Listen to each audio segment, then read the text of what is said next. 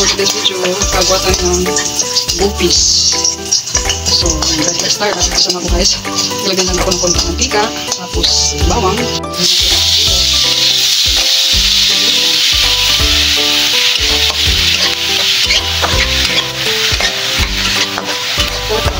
Ilagyan na rin natin sa pork flavor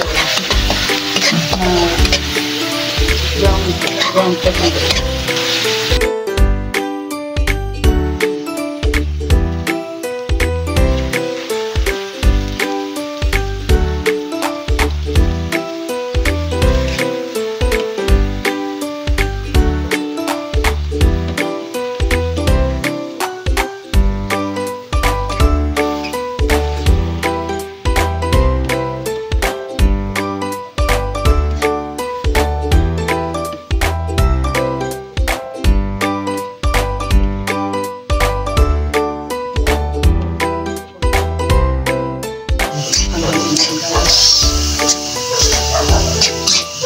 Lagyan natin ng putik at asin at magic sarap.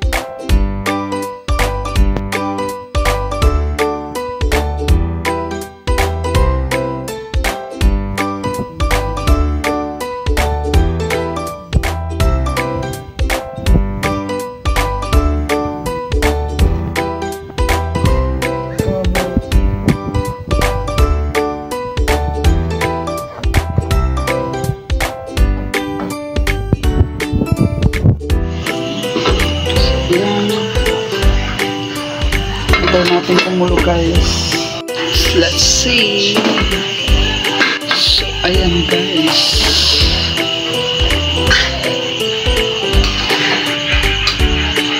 Ilalagay na rin natin ang carrots at yung red bell pepper. Tingnan natin guys ang carrots.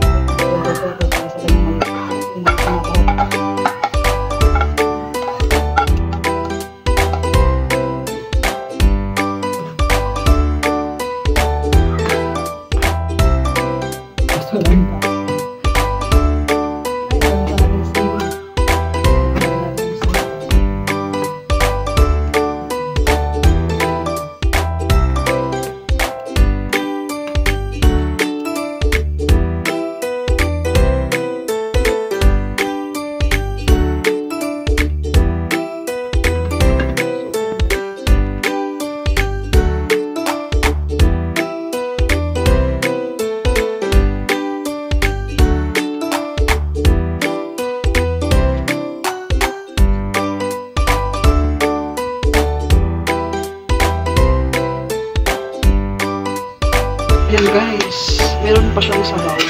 Pero lalagyan natin ng soy sauce. Konting soy sauce at suka. So yan, wala nang sukatan guys. Ano lang, tansya-tansya lang.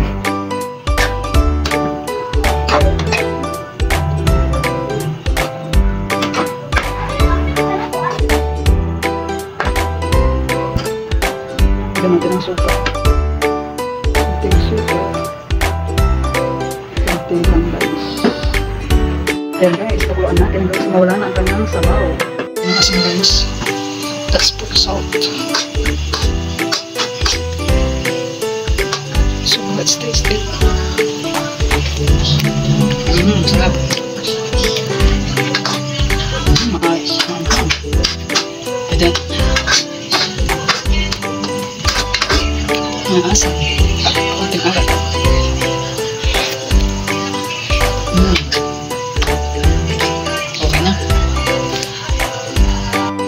Okay okay na to guys, kahit na may sabaw pa, meron tayong pang sabaw sa ano, sa kanin. Sarap.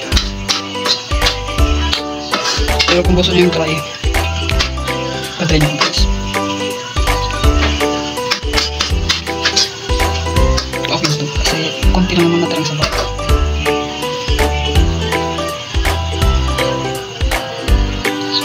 Hindi masyadong brown guys, kasi wala akong blender, grinder. I-slice ko lang yan, hindi blender ito. Pero kung meron kayong blender, mas maganda. Wala. Pwede ito. Kaya na na, bon appetit. Okay na to guys, okay na. Okay na to. Okay na to, sarap. Sarap.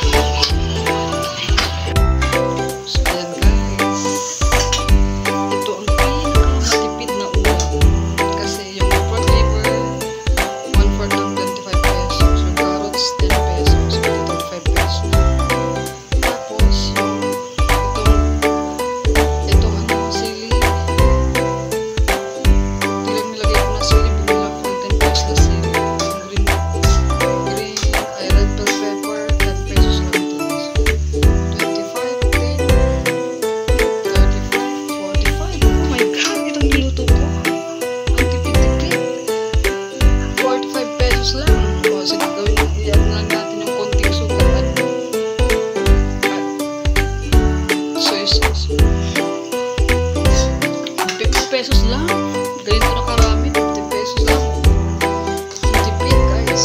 Tipid. Kasama na yung bawang sibuyas dyan. May stock lang naman ako sa sibuyas. Isang kilo lang naman ako sa sibuyas. Grabe yung tipid guys. 50 pesos lang ganito na karami. Sobrang matipid na ulam. Diba guys? So, sa lahat ng mamis dyan na nagtitipid at gusto ng masarap na ulam, matipid na ulam, masarap at matipid, i-try nyo to guys. Nafe-feeling check lang ako. Basta ayan, nakaluto. Ang alam ko, bupis ang tawag dito, lasang bupis naman. Ang sarap, tapang-tapa ang asa at alat. Grabe guys, nakaluto ko ng worth 50 pesos. Ito na karami ng pupis. Diba?